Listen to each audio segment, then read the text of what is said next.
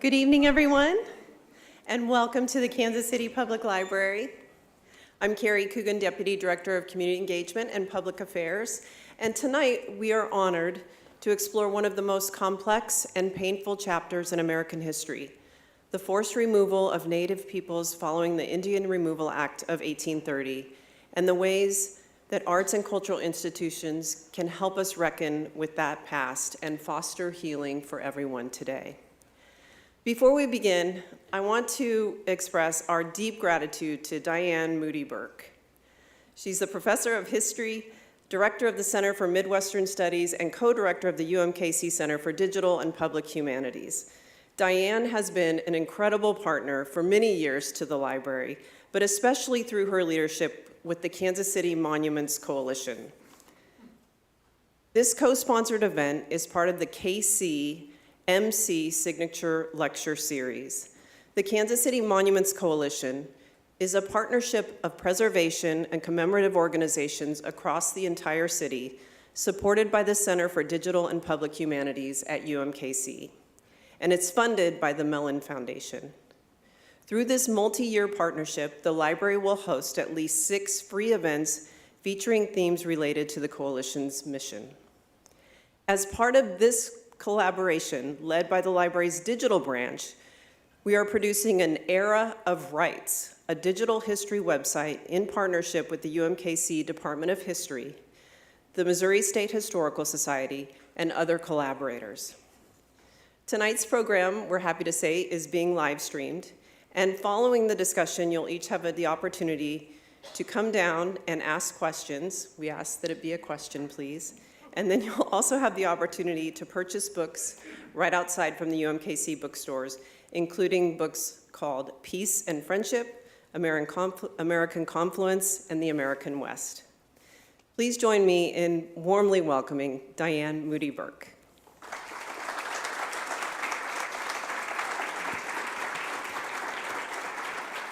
Well, thank you, Carrie, for that nice introduction. So welcome, and thank you for joining us this evening. As she said, my name is Diane Moody Burke. I am a professor of history at UMKC, and I will be introducing the speaker tonight. But first, I'd like to share just a little bit more information about the Kansas City Monuments Coalition, which is and the program tonight, which we've organized with our valued partner, the Kansas City Public Library.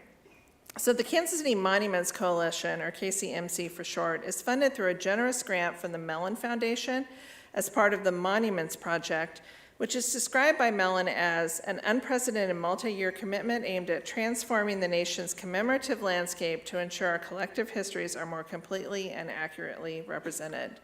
The Monuments Project supports efforts to express, elevate, and preserve the stories of those who have often been denied historical recognition, and explores how we might foster a more complete telling of who we are as a nation.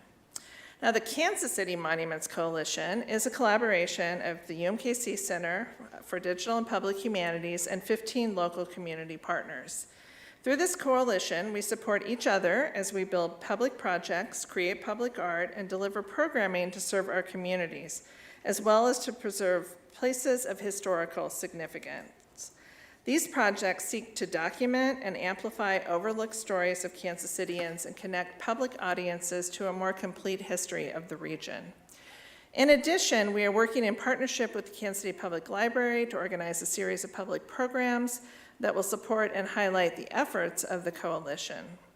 So I would like to thank the wonderful Public Library Public Programs team and my outstanding KCMC colleagues for their hard work to organize this inaugural program of the KCMC Lecture Series.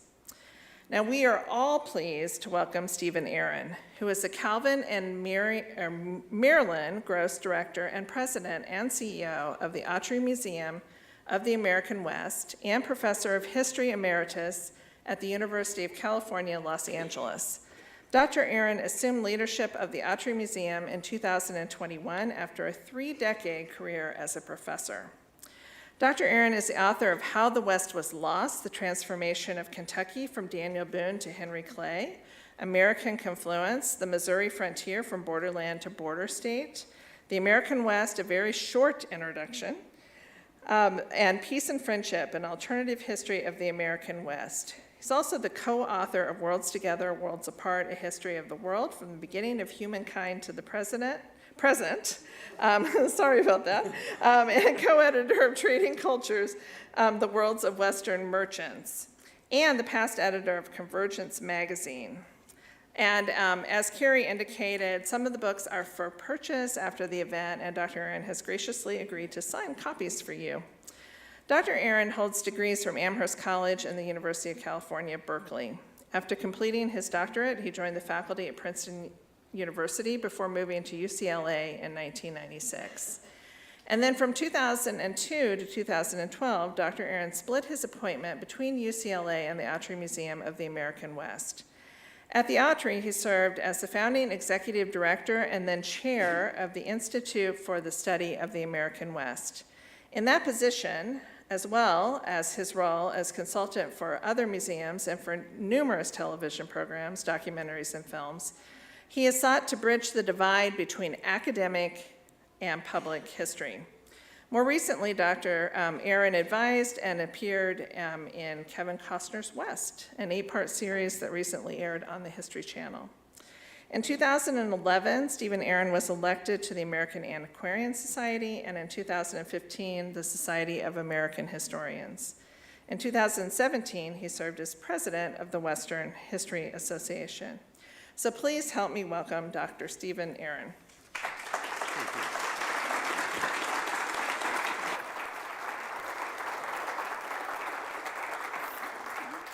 Thank you all so much for coming this evening. It's really an honor to be here. I guess I should say something about my title. I'm a sucker for alliteration, and this one I got a little away from me.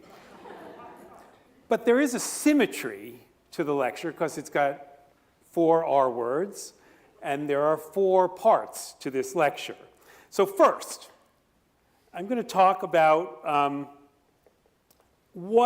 want to talk a little bit of review about what we know about removal and not what we know about removal in Missouri and how we speak about it.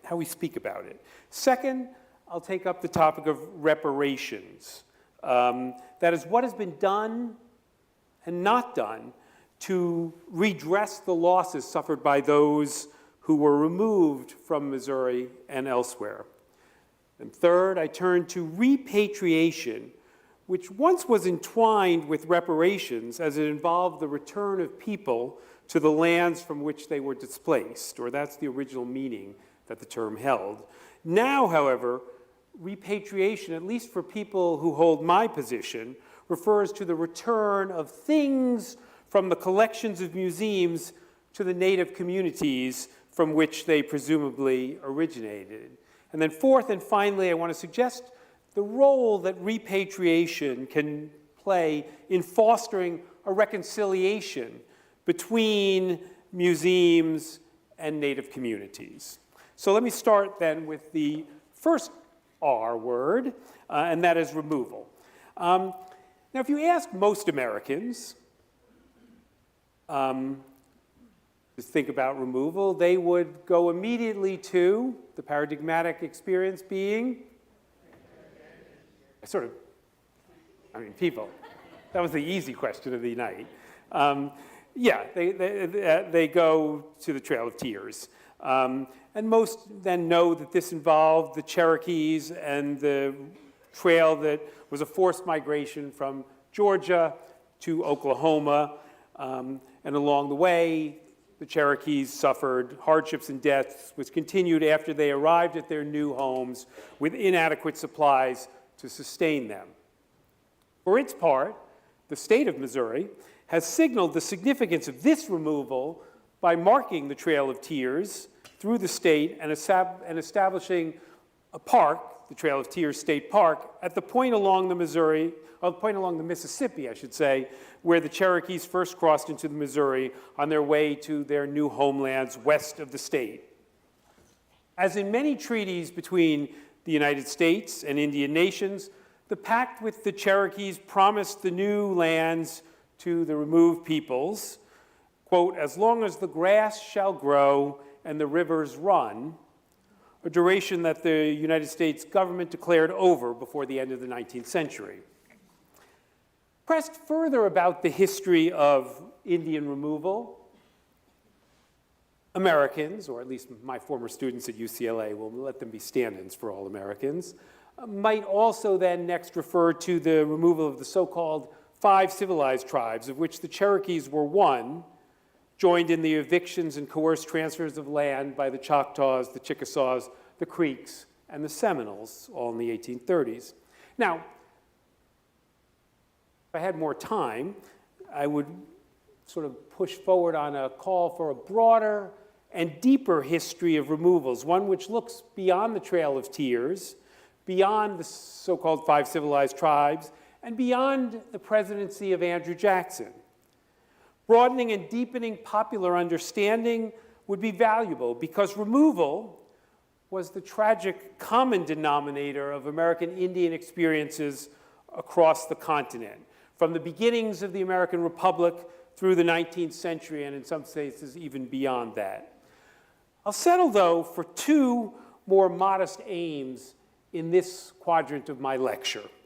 First is to remind Missourians that removals, and those of you who came to my talk this morning, to the Lewis and Clark Trail Alliance, this is one of the things I highlighted there, is to remind Missourians that removals didn't just go through Missouri, as the Trail of Tears State Park would suggest. They also were from Missouri. That is, there were plenty of Indians in Missouri who were removed from Missouri as part of the same overall process.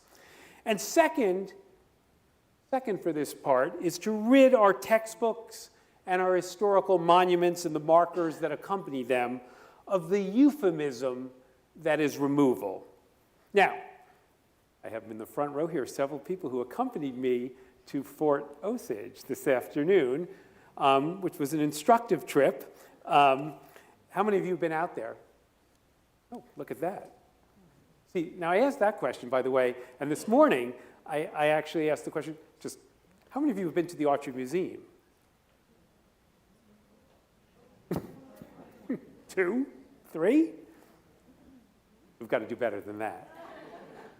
Anyway, Fort Osage was a fascinating site, and I can talk more about it in the Q&A if people want, but I think it does make a good starting point for talking about removals from Missouri. That visit took us to the site where in 1808, William Clark negotiated the first of what turned out to be many treaties with Indians in Missouri and far beyond Missouri. In many respects, the 1808 treaty with the Osages set the pattern for the ones that followed. Its terms compelled the Indian nation, in this case the Osage, to give up land in exchange for promised goods and, quote, protection by the United States. Though as it turned out, what the Osages and other Indian nations really needed was not protection by the United States so much as protection from the United States. And though this treaty prefigured what was to come, the 1808 treaty with the Osages and the ways in which the negotiations were accomplished over the objections of many Osages weighed heavily on Clark's conscience, so much so that he later acknowledged he might be damned hereafter for that treaty, though it was interesting, Jay, and I don't think I missed that. There was no reference to that in the museum that accompanies, or the monuments that accompany that site at Fort Osage. Clark's misgivings about the 1808 treaty with the Osages and with other land cessions he wrested from Indians were not shared by the majority of Americans who migrated to Missouri after the War of 1812. Once peace opened the floodgates, tens of thousands of migrants from the eastern United States poured into Missouri. These newcomers had no interest in peace, friendship, or trade with Indians. They wanted only the lands of Indians. That meant native claims needed to be extinguished and Indian inhabitants exterminated, or at the very least, evicted. The shift in demography and the rise of democracy, or more specifically, white man's democracy, abetted the ambitions of white American colonists and enabled the expulsions of Indians from this state. Now, a variety of rationales buttressed campaigns for Indian removal, and in many ways, the ones that you hear about Indian removal in Missouri sound very much like the more famous ones that accompany the Cherokee removal on the Trail of Tears. The Missouri Territorial Assembly, for example, insisted that the grants to Indians were never meant to be permanent. The grants from the Spanish government, Spanish colonial government, were never meant to be permanent. That scattered parts of Indian tribes were never meant to hold much lands, if any.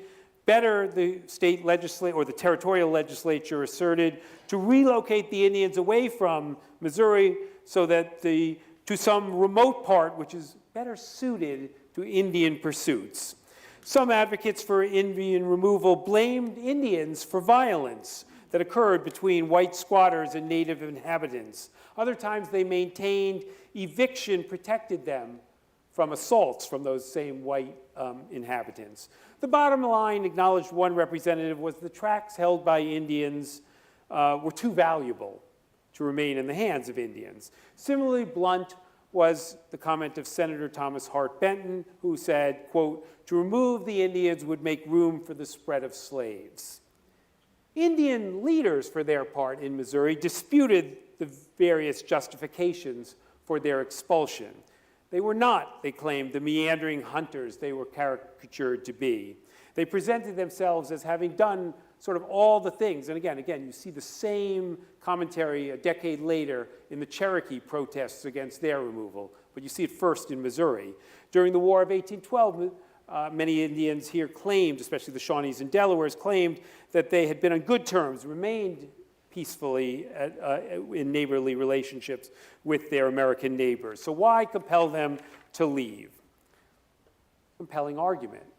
But in Missouri, might trumped right during the 1820s. The will of the majority of voters expressed itself clearly in the election of the state's first governor in 1820. William Clark, who was territorial governor, had tried to safeguard the claims of Shawnee and Delaware Indians in particular, was overwhelmingly defeated by an opponent who accused him of being too good to Indians. Ensuing elections delivered the same message to elected officials in Missouri. Missouri voters wanted Indians out without distinction for the timing of their migrations, the origin of their claims, their history of peaceful and friendly relations with Indians, or their progress as farmers and herders. The decade saw a series of treaties in which Missouri Indians exchanged their lands for acreage to the west of the state. As superintendent of Indian Affairs, who negotiated and oversaw the making of these treaties, William Clark was also charged with managing the removal of Indians from the state. While Clark, it should be said, accommodated the Democratic tide by compelling Missouri's Indians to cede lands and be exiled, he continued to voice some reservations, if not about the rightness of removals, then at least about the ways in which the migrations out of the state were handled. That was not true, or not so, for most white Missourians who cheered the deportations and voted to make them happen. The cheering, I think we can now agree, long ago stopped. The rationales offered for removals have been undercut. And yet, we still put a benign face on these dispossessions and forced migrations by using that term, removal. Yes, it's the word that did appear in the original debates, in the original sources. But even during the congressional debates over the Indian Removal Act, dissenters raised objections to the term. Removal, and I'm quoting here from Edward Everett, a representative from the state of Massachusetts, removal, he declared, is a soft word. And soft words, he said, are delusive. Removal removes the coercion and violence and creates confusion about who was removing whom. We might conclude that Indians chose removal for themselves, if you sort of just read some of the ways in which it's put forward. To avoid delusive understandings, I would argue that we should excise removals from our current textbooks and from our monument markers. In recent years, historians have started to do just that. replacing removals often with expulsions, a term that was used in the age of Jackson by the policy's opponents and by the policy's victims. Scholars have also turned to terms coined much later to convey a true impression of the impact of state-sponsored expulsions. From the 1990s came ethnic cleansing. Current headlines suggest that deportation is an appropriate substitute for removal. Speak of expulsions, ethnic cleansings, and deportations puts the removals of American Indians from Missouri and through Missouri and elsewhere in the United States in uncomfortable company. Indeed, a case can be made that many subsequent state-sponsored deportations learned from the U.S. example. In the 19th century, French, Russian, and German imperialists all referenced American expulsion and expansion as a model to be emulated. In the 20th century, Nazis likened the quest for Lebensraum in Eastern Europe to the settlement of the Western United States. And Hitler famously held that, quote, "The Volga must be our Mississippi, with indigenous inhabitants west of the Volga to be exterminated or deported east of it." Now, in a few of those subsequent cases, the instigators of expulsions and exterminations have offered various forms of restitution to the descendants of the dispossessed and the disappeared. Which brings me to my second R, reparation. Americans, on the other hand, only slowly recognized and have never really, I think, completely reckoned with the legacy of removals. In the 19th century, so-called Friends of the Indians opposed wars of extermination, but still waged wars against Indian cultures. Saving Indians meant converting them to Christianity and from their outmoded ways, which included separating them from their traditions of communal landholding. The signal legislative achievement of these campaigns, the Dawes Act of 1887, aimed to break up reservations into individuated homesteads.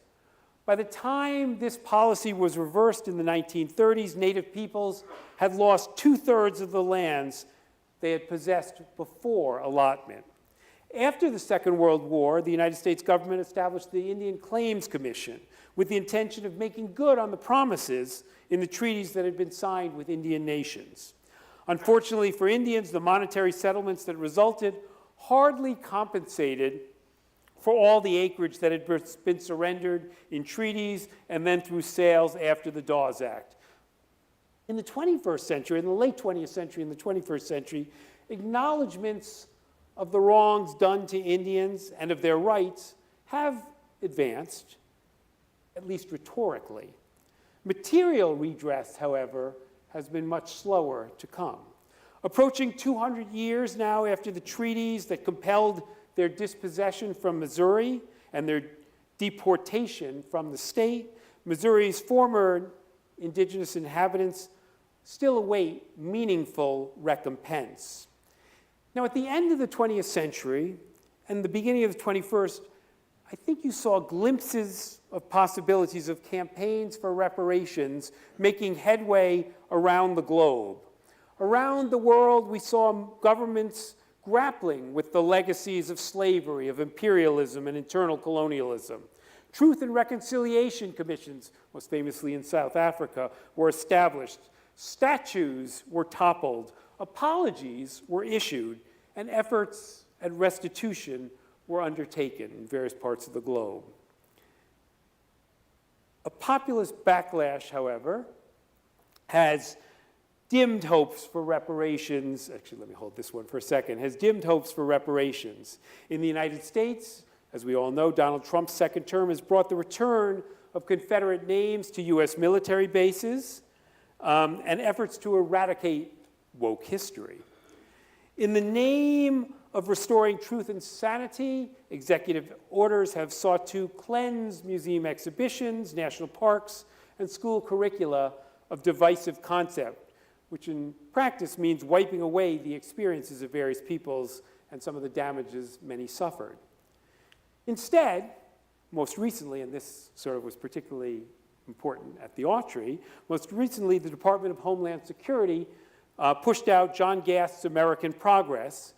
The original of this painting is at the Autry Museum, on its social media channels, and claimed it as an accurate depiction of American expansion, one in which Indians vanished peacefully, making way for the parade of pioneers and the progress of American civilization. And the DHS captioned it, "A heritage to be proud of, a homeland worth defending."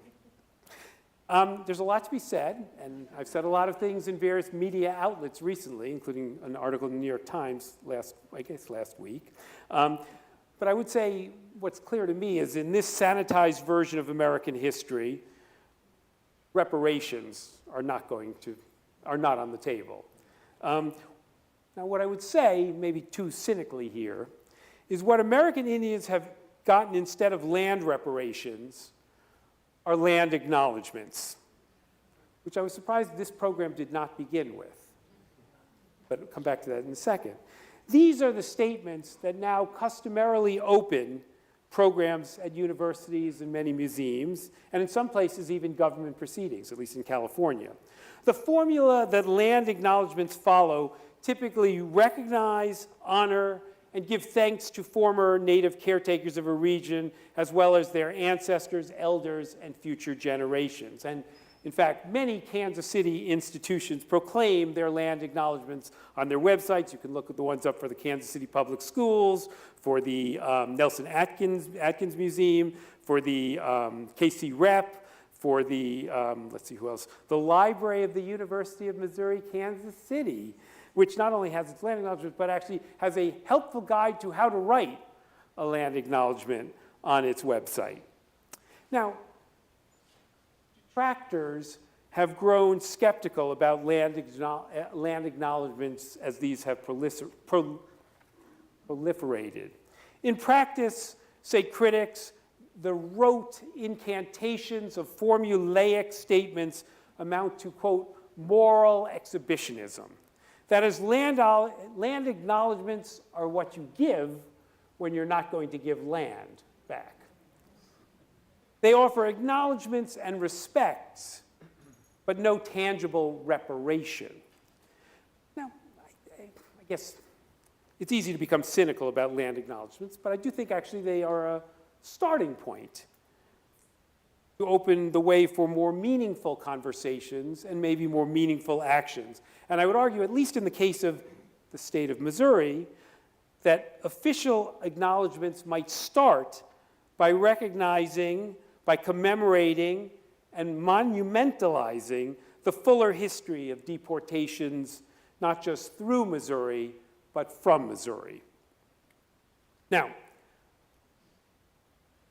I have no illusions about my power as a historian to effectuate monetary reparations, to arrange the repatriation of Indians back onto their former lands, or even to get new monuments and plaques erected at historic sites.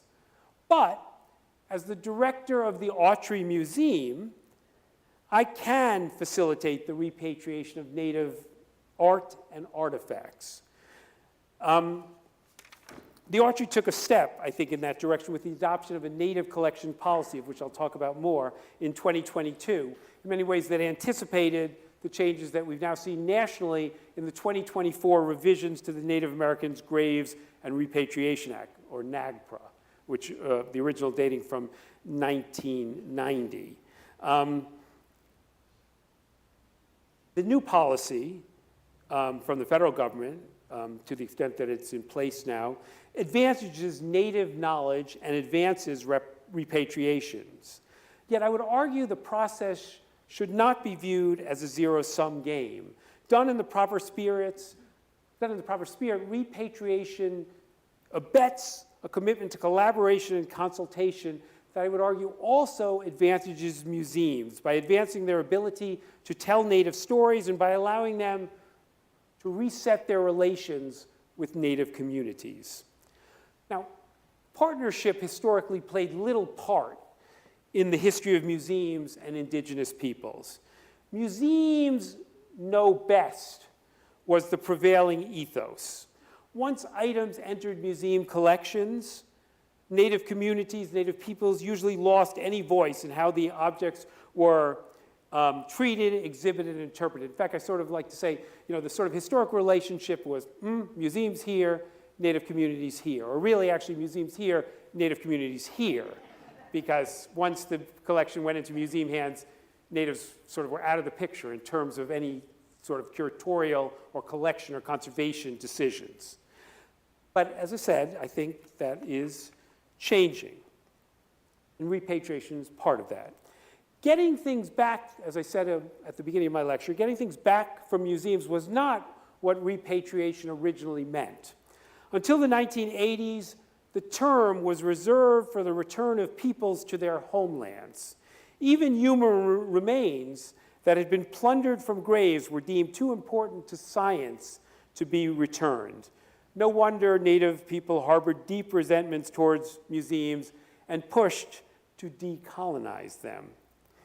In the United States, as I mentioned, the passage of the Native Americans Graves and Repatriation Act in 1990, and then the subsequent opening of the National Museum of the American Indian in 2004 marked important turning points. The former made the repatriation of Native American cultural items, including human remains, funerary objects, sacred objects, and objects of cultural patrimony, a matter of national law. The latter put a museum on the Mall in Washington, D.C. that privileged Native knowledge. The Autry's Native Collection Policy 2022 emulates, it seems to me, the spirit and substance that animated NAGPRA and NMAI. In addition to adherence to repatriation law, the policy commits the Autry to consulting and collaborating with Native nations and indigenous communities on the interpretation, management, access, and care of Native collections. It identifies these items to be the living cultural representatives of Native nations and indigenous communities from which they emanate. As such, instructions and directives from these communities inform the interactions that Autry staff have with these materials. The aim is to augment understanding of the knowledge, histories, and lives that each item holds, as well as to create exhibitions, programs, and educational projects together. National policy now aligns with the Autry's collections policy. In 2024, the Interior Department revised NAGPRA in ways that tipped the scale toward Native claimants. Under the revised regulations, Native sources, once ignored, are given primacy over museum records in making determinations about what should be repatriated, and what can or cannot be put on display. Too early to tell whether those 2024 revisions are going to work the way as intended. It's quite possible that the Trump administration will rescind them once they discover that it was a Biden initiative. Or, it seems to me, the courts may well overturn them on the grounds of administrative overreach, that this should have been congressionally authorized in the way that NAGPRA 1990 originally was. And it's also possible that museums, in many cases, some have created exhibitions, programs, and projects in collaboration with Native communities, but some have also stuck to traditional curatorial practices, and some of more legal importance have filibustered or have resisted, have opposed embracing repatriation. Now, museum leaders have offered a variety of rationales for resisting repatriation. Let me touch on 4. First, both domestically and internationally, where NAGPRA does not apply, my peers in the museum world have maintained that because of migrations, the nation or community making claims is not related to the historical or ancient creator. Indeed, and Diane mentioned this in the introduction, as the co-author of a world history textbook, I can sort of say that the history of the world is the history of migrations. And so it's very easy, and certainly the history of Missouri is very much shaped by the history of migrations, by the history of the mixing and mingling of peoples. And in that context, it's often very hard to say who was the appropriate patria to which objects should be returned, especially as one goes deeper and deeper in time. Second, among the museum objections is this sort of notion of museums know best. That is the oft-cited concern that natives to whom objects are repatriated do not have the resources to preserve or protect them. Museums exist, after all, to safeguard and exhibit the arts of the world and the cultural histories imbued in them. Deprived of the care of professional conservators and the carefully monitored conditions in museums, artwork would deteriorate, or worse, would be lost forever. The third rationale summons a museum director's nightmare. Native claimants utilize the power afforded by the new regulations and hollow out museum collections or rob them of their most precious pieces. And finally, museums argue that against the privatization of collections. Returning is taking objects from the public and putting them into private hands, indigenous hands. Downplaying their own ownership of collections, museum leaders and their allies base their opposition on the grounds that culture belongs to all and not just the offspring of its creators. Instead of surrendering to biological essentialism, the term is Stephen Kahn's, museum advocates sort of argue in terms of the cultural commons or in terms of cosmopolitanism as a museum aspiration. Native Americans, for their part, vigorously dispute these rationales, much as they did the earlier justifications for removal. They insist on the continuity of their lineages and on their enduring connections to former homelands. They disdain the paternalism of museum leaders and proclaim an expertise that transcends museum conservation codes. They also insist on the right to use the objects as they were intended in rites and rituals that, yes, may result in the deterioration in terms of the long-term life of the object, but this was what the purpose of the object was. And as for museums being plundered, Native claimants insist that those fears are overblown, but at the same time insist that items subject to repatriation should have never been in museums in the first place, as they were excavated from graves or improperly sold. And if culture can't be owned, then why do museums insist on preserving their exclusive ownership? So, where do I stand? I'm conflicted, at least on a few things. I believe in the mandate of museums to show art from around the world to the public and to slow its aging for the benefit of posterity. I concede also that repatriations enter a murky legal area when claims of cultural patrimony extend to purchased items, particularly ones sold by the artist or the descendant of the artist. I'm not a lawyer, however. I'm proud to say I'm not a lawyer. But before I became a museum director, I was and am a historian. And as a historian, I reject the notion that only the genetic descendants of people can unlock the keys to ancestral histories and cultures. And because, as I said, I'm attentive to the history of migrations, both globally and here, I recognize the challenges of establishing ties between lands, peoples, and objects, the more distant times especially. All of which, as I say, puts me in a position of sometimes maybe leaning towards some kind of resistance to repatriation, at least at its most extreme. And yet, go back to where I started this lecture, the history of removals, the history of deportations, weighs heavily on my historical conscience. And righting those wrongs, it seems to me, outweighs the museum director's impulse to minimize legal obligations and maximize museum collections. In this conviction, I follow Rick West, W. Richard West, Jr., the person I succeeded at the helm of the Autry Museum. West is a lawyer, and proud of it, as well as a citizen of the Cheyenne and Arapaho tribes and a peace chief of the Southern Cheyenne. After many decades working as an attorney, he moved into the museum world, serving as the founding director of the National Museum of the American Indian in Washington, D.C., and later as the president and CEO of the Autry.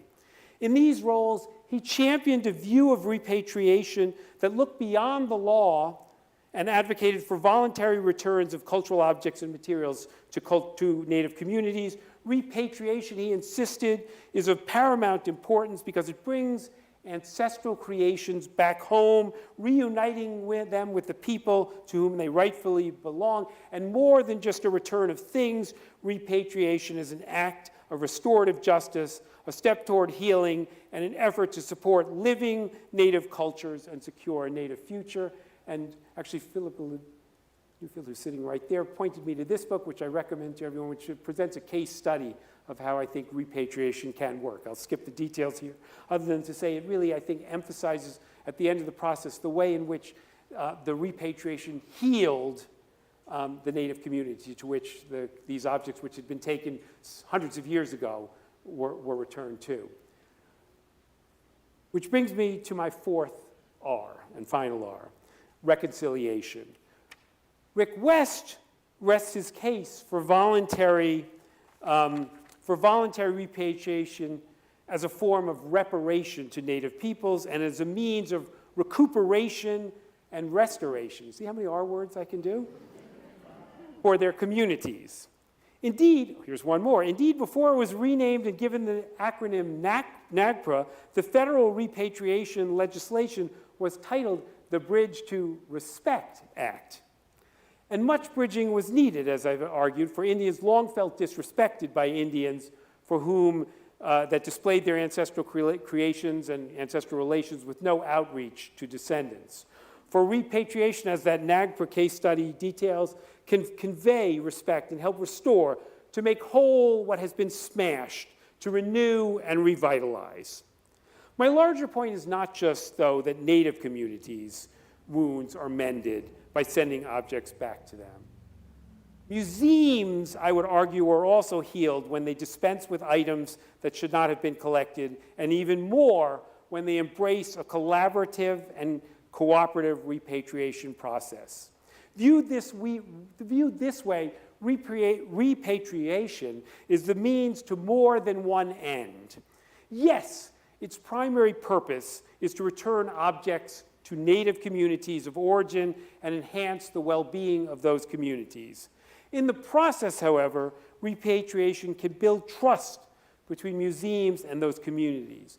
With trust earned through generous returns, museums can forge a new compact with Native peoples built on mutual respect, shared stewardship, and joint exhibition making.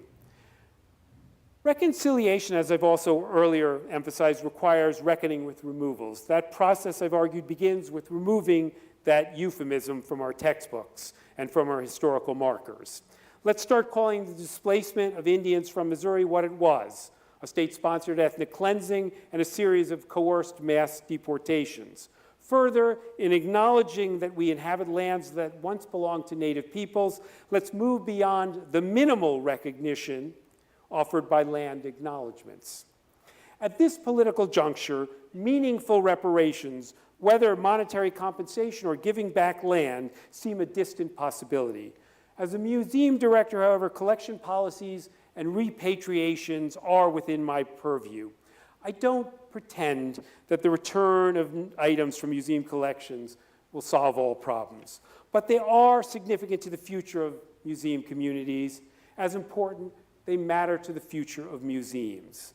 Repatriation, as I've emphasized, opens the possibility through which we can construct a new relationship between museums and Native communities. Not this, but this.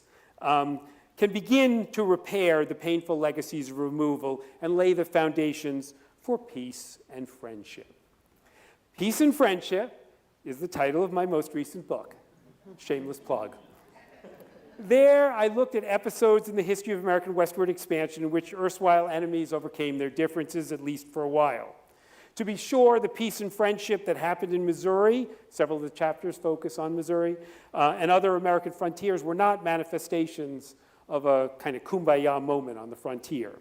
The accommodations that made for amicable relations were generally unstable, and I can talk about all the reasons why they fell apart. But when I originally conceived the book that became Peace and Friendship, I envisioned the alternative history, that is the focus of the book, reaching from the American Revolution to the present. But when I left my position at UCLA and accepted the directorship at the Autry, I realized my time for research and writing would be drastically curtailed. Bowing to this new reality, I decided to scale back the book's scope to the first century after American independence and publish it with the truncated chronology. I did, though, have a number of chapters on the board about the 20th century on the drawing board, but I never figured out, I never determined what the final chapter should be. I think, maybe, my work on repatriation at the Autry Museum has given me a fitting finale. Maybe, when I leave the Autry and return to the search for peace and friendship, when I complete the second volume of the book, the history of repatriations from museums to Native communities will serve as that fitting last chapter. And I hope it will not end like earlier chapters in the book. In those chapters, common ground was found and lost. I hope that won't be the case for museums and Native communities. Instead, let's aspire to make the relationship between museums and Native communities a model of reconciliation, one worthy of acknowledgement and emulation. Thank you.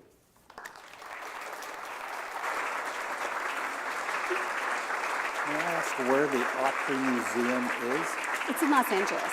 In Los Angeles, California.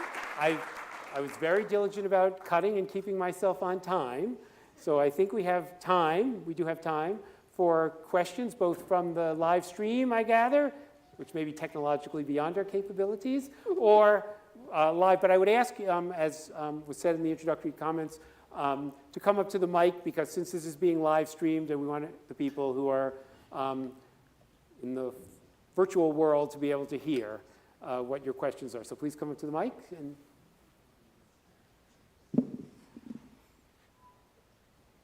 Shante Washte, Napip Chius Bahe, Chanku Washte Wing, me. I greet you with my whole heart.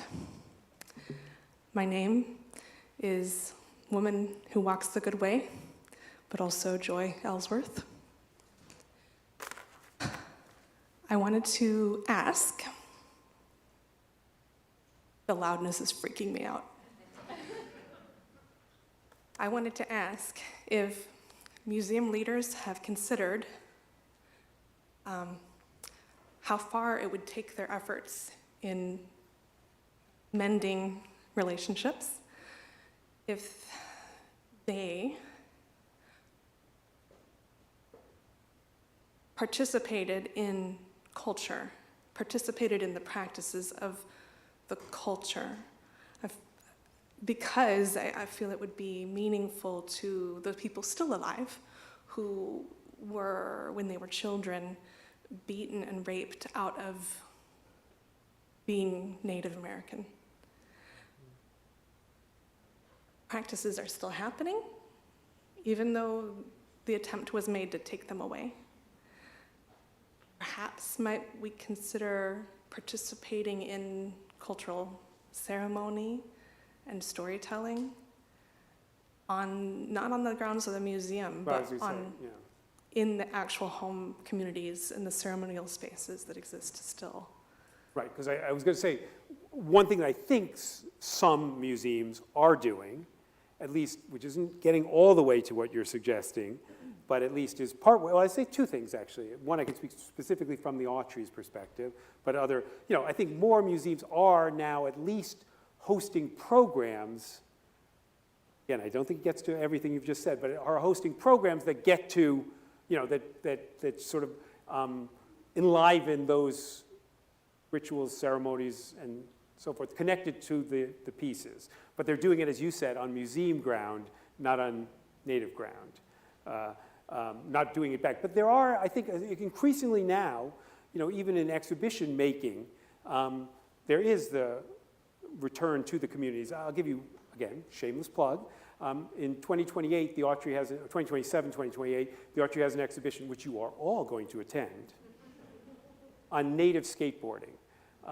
Now, one of the things that we're doing is we are using the historic collections to inspire contemporary skate decks, but then we are actually giving the skate decks out in native communities, and that's part of the exhibition. Now, that's not traditional ceremony, but it is the ways in which the vibrancy of contemporary native cultures is sort of being acknowledged and abetted, and also then brought into the museum's exhibitionary. So it's something. Something? A start. A start.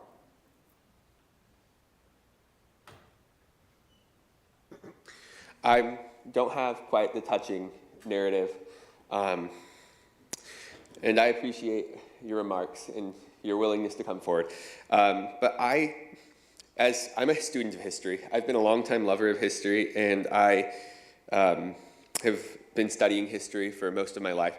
And my question comes from a genuine era of how do we determine who has the right to speak for these people? As someone who lived in Albuquerque and lived in New Mexico for a long time, I have many friends and people who are among these native populations, and several of them are currently working to separate their tribe from a subsumed whole, to individualize themselves, to make themselves more stand out from. The example is Navajo Nation in their case, where they've been taken under an umbrella of a larger group, but they feel that they are individuals that are a separate entity. And so how do we reach out to those individuals? How do we return items to those communities when they might belong to the smaller community, but might be attributed or returned to the Right, so look, this is one of the problems with NAGPRA, that, especially true in California, where obviously a large number of the tribes are not federally recognized, because the treaties that the United States made with California tribes were never ratified by the United States Senate.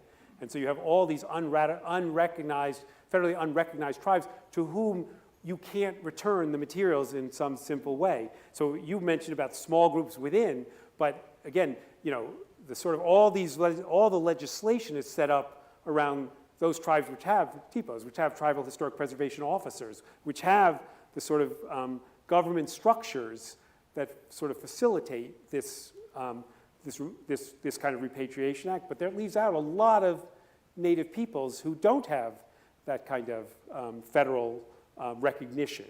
And that's just one facet. But on the other side of what you were saying, of who gets to speak, it does seem to me that more broadly in the museum world now, and this is not limited to native communities, but native communities are maybe the example par excellence, where I think the emphasis increasingly, the term is community curation, that really reaching into the community to rather than the old model of the curator as sort of the omniscient voice, and the curatorial voice being that sort of authoritative voice, now there's, I think, much more effort in many places to really privilege the indigenous voice or the community voices in shaping the exhibition.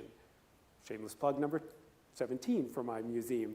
We have an exhibition up right now on Black cowboys, a good part of which was really a result of community curation.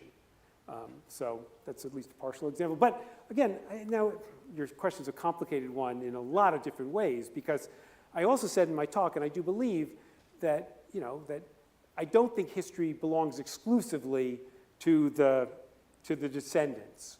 I think, that as historians, we have a role too in sort of providing an outsider view or an overview too. And that's a crucial, I think, part of this sort of larger process of understanding. So.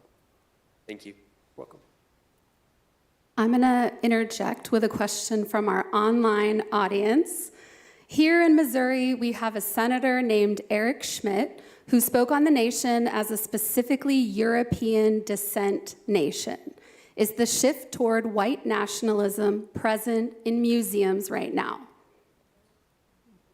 Well, having lost all of our federal funding, and as I mentioned, and then having seen the Autry's painting, which obviously was widely reproduced, American Progress is such a familiar image, but used in the particular way, My comment was, because one of the Department of Homeland Security person who put it out, and then there was the pushback against using that work and the captioning of it. The person said, well, if I will point them to any U.S. history textbook if they need to have a refresher on American history, by which they meant, and I said, my comment was, well, yeah, I think American progress appears in almost every textbook, and it appears often on the cover of textbooks, but I don't know of anybody who thinks of it as an accurate reflection of westward expansion of the United States. I think it represents one idealized, yes, wishtory, idealized view of American westward expansion that some white Americans held in the 19th century, certainly. I think, and again, at the Autry, for example, American Progress is hung on a wall with lots of other paintings that in many ways reflect that same 19th century view of landscapes in this way that suggests that they manifested American destiny, that American expansion was providentially ordained. But at the Autry, the facing wall is native landscape works that we don't necessarily recognize as landscapes because they look quite different, but that obviously put forward a very different vision of the land and landscape and the process by which, and I think raised the questions, if not as a rebuke to that view, at least a reminder of whose heritages are also ones to be proud of, and whose homelands these were first. Hi, I'm here with my public history class. Shout out Dr. Enriquez. So one of the major conversations we're having right now in our class is the history wars, the fight between a holistic, oftentimes more inclusive history versus a more patriotic or proud history. I don't think it would be a stretch to say that repatriation errs on the side of holistic and inclusive. What do you think we can do as historians to show people who say that this holistic, inclusive history is taking a slice of their pie, that it's not a pie, it's a big old field, I guess, that this isn't taking their history, but it's showing a more accurate version of history that they may not be comfortable with? Well, I think you asked a very good question, and you answered the question in some ways in your response, quite eloquently, I think. But again, I go back to the mission statement of the Autry Museum, which is to bring together the stories of all peoples of the American West, connecting the past with the present to inspire our shared future. And I would argue, I wrote that mission, so I'm going to argue, that mission speaks to what I think is what I aim for. One is is the inclusivity of telling all stories. But I think more than just telling all stories, more than just a kind of multicultural history of the United States in that sense, or of the American West, I would push for an intercultural history, one that recognizes the ways in which our histories are profoundly entwined with one another. That cultures are not created in the end in isolation from one another, they're created in conversation also with one another. It's why I chose, in some ways, as one of my earlier books on Missouri, Confluence as the metaphor, not just as a geographic defining feature of this region, the coming together of major rivers that, after all, facilitated the mixing and mingling and migration of peoples, but it is that mixing and mingling, the convergence or confluence, that I think is really so determinative of so much. And so I think, there is that. It's not just a matter of inclusivity, it's also the integration of these histories. So that's at least my partial answer to your really good question. Thank you. Okay, and that's all we have time for. Thank you so much, Dr. Aron.